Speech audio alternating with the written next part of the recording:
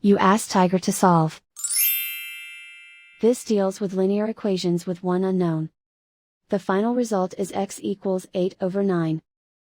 Let's solve it step by step. Simplify the expression. Multiply the coefficients.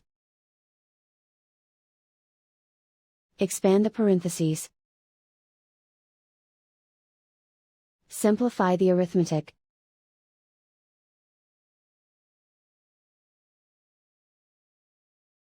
Group all x terms on the left side of the equation. Subtract 3x from both sides. Simplify the arithmetic. Group like terms.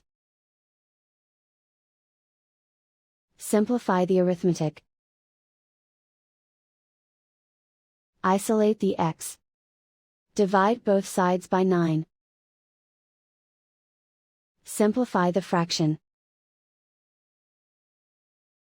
And so the final result is x equals 8/9.